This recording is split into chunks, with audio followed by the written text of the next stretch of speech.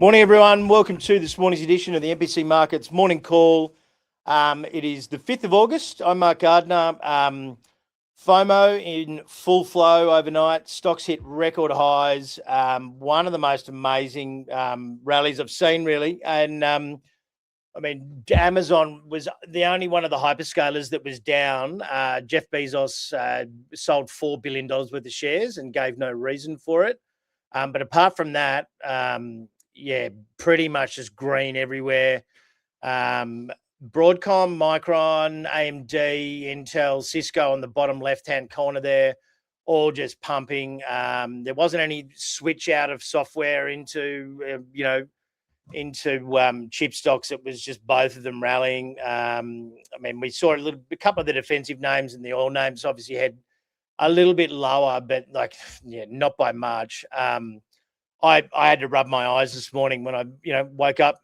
First thing I did was have a look what happened, and it was, the Nasdaq was up around about 3%.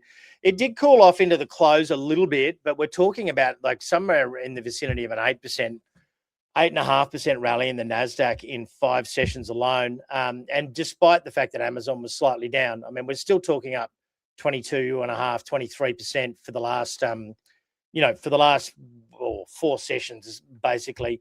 AMD did have a bit of a shocker after the close on earnings. They basically just met expectations, which, can't be doing that when 86% of companies are beating by some fairly large margins. We started the day pretty positively. Caterpillar was up 5.6%, had their first ever 20 bill revenue quarter. EPS was $8.17 versus $6 expected. Driven by data center power equipment.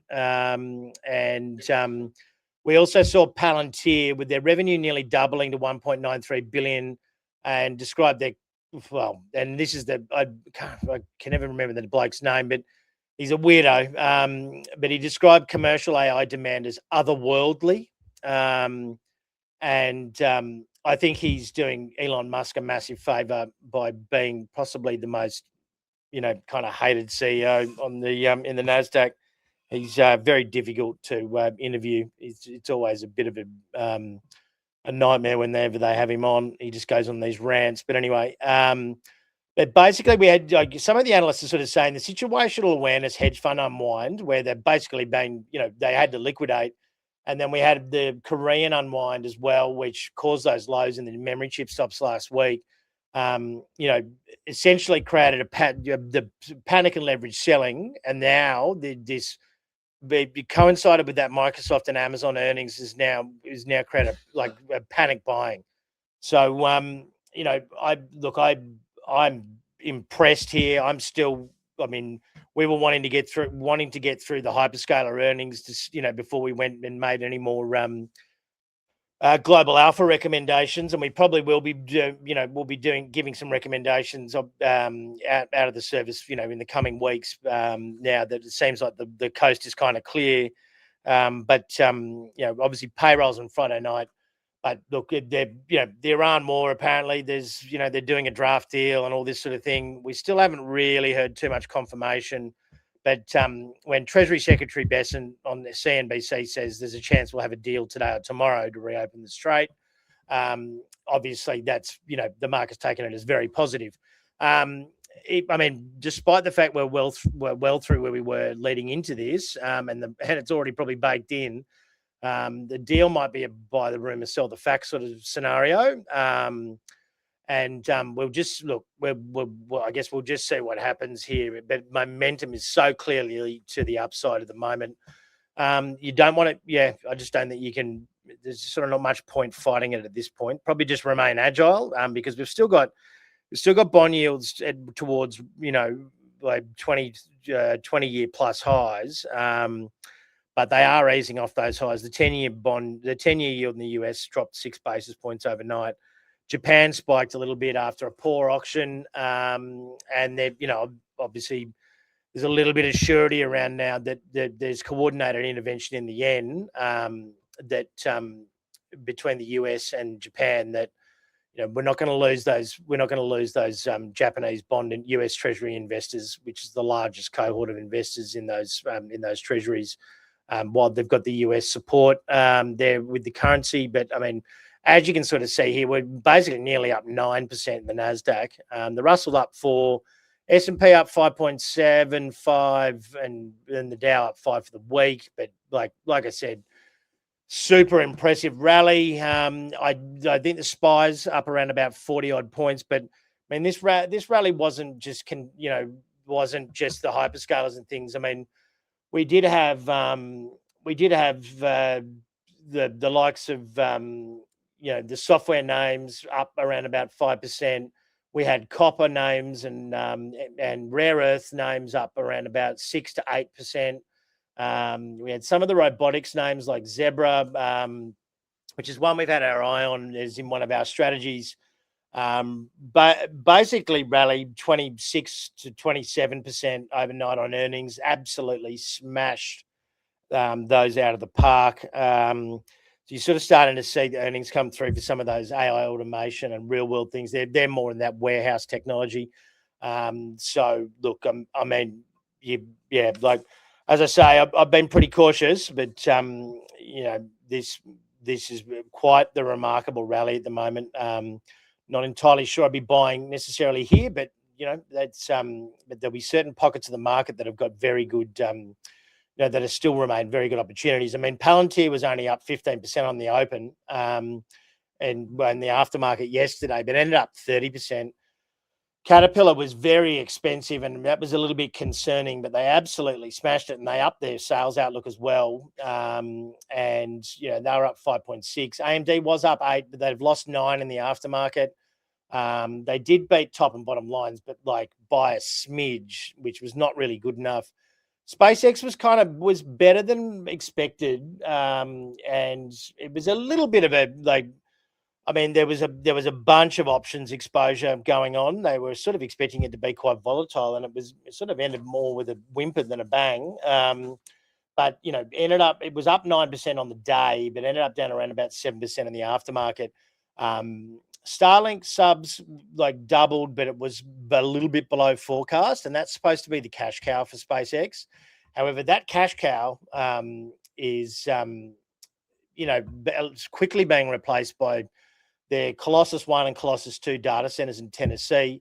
Basically, you're going to see $3 billion a quarter minimum coming from Google and Anthropic as they're renting those out. Probably not a bad little clue in terms of having a look at some of those neo cloud and those data center as a service. I'd expect the likes of Megaport today to be pretty damn solid. And their capex spending was a little bit higher, but not much higher. They're sitting on $100 billion now after cap raises and bond issuance. So this will be more of a that backlog. They had a backlog of $47 billion of work. So essentially, the next 2 or 3 quarters will be will be pretty solid no matter what. They've got that business coming through, and it really does sort of, I guess, stop the panic in terms of whether they were going to get smashed. We do have that massive release of stock, 20% of stock in SpaceX over the coming days. But what we've seen is a lot of the instos apparently, because options pricing's been extraordinarily high, there's been a fair bit of covering and a fair bit of short open interest being placed in the first sort of 3 odd months of this thing being up and running. They're sort of saying a lot of people are probably hedged off via OTC, but the next 2 days will be pretty key. And then it gradually becomes a higher percentage of the Nasdaq moving forward. So at the moment, it's not just market cap weighted; it's market cap weighted till based on free float as well, which is something that not a lot of people talked about, and I kind of missed and I did a lot of research on it. I didn't realize it was because the heat maps are still showing it in terms of market cap, but in terms of influence, and that's a pretty smart thing from Nasdaq. To weight that market cap to free float, given they gave it an an early entry to the index. I think we'll have Qualcomm tomorrow. Jolt job openings was actually not too bad overnight. It was a little bit softer, which sort of takes a little bit of pressure off. And then we've got non-farm payrolls on Friday. We've got Aussie earnings season, REA Group tomorrow, I believe. It'll be on the next page. I think that we're sort of Light and Wonder reporting today. And then we could have REA, News Corp, Computershare, Macquarie, Technology. But it's pretty early days for the earnings calendar.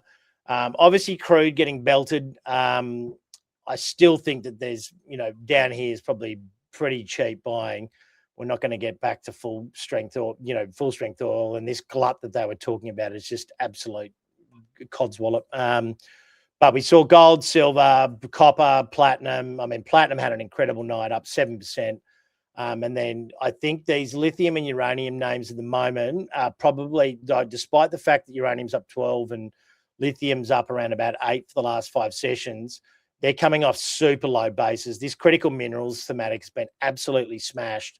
And if we're going to be risk on, those things look pretty cheap to me. Now that we seem to have, this thematic could just roll on for another 3 months now till next earnings. But yeah, I mean, look, it's broke the cardinal rule, being cautious into earnings because in the US, because they doesn't tend to go down, and it doesn't really tend to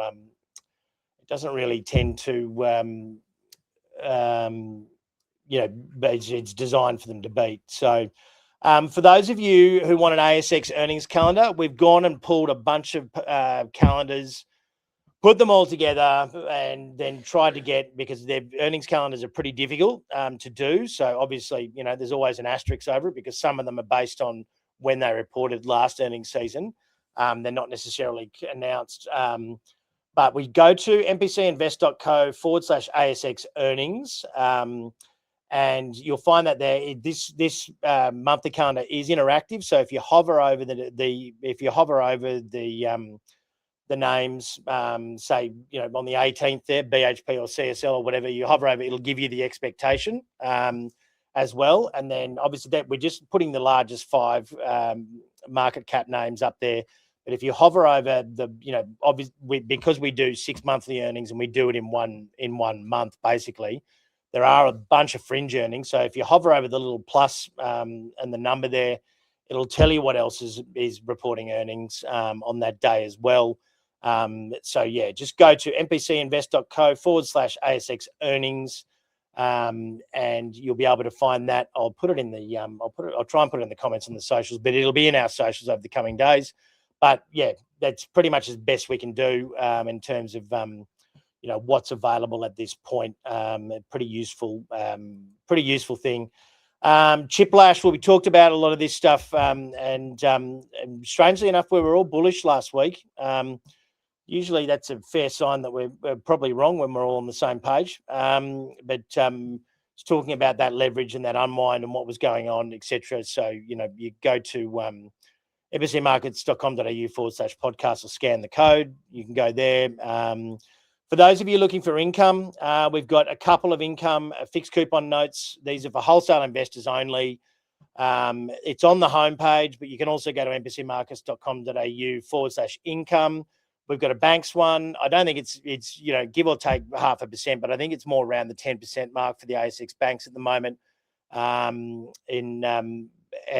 volatility's dropped a little bit, but we do have one in CSL, Netwealth, and Goodman Group as a basket, 3 stocks, ASX quality. We're calling it. It's around the 12.5 to 13 mark. Obviously, these are subject to change until we do the deal. But that one's paying quarterly. It's over 2 years, 40% downside barrier.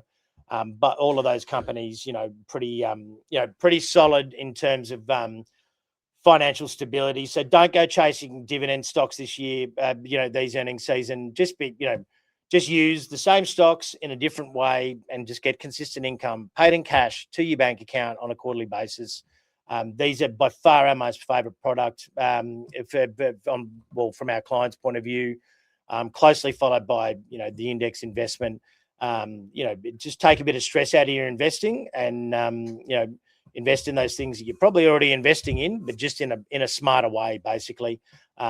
These products are, they're OTC deals with large AA or AA rated banks. So counterparty risk is minimal and essentially very capital efficient and very efficient in terms of getting higher income, etc., with about roughly the same risk. So yeah, have a look at those today. There's explainer videos. There's all sorts of stuff there. Go and have a look, and that'll close towards the end of this week. But we do run these things pretty regularly. But yeah, I think that pretty much wraps it up for now. Have a great day, everyone. Enjoy the rally, and we'll speak again tomorrow.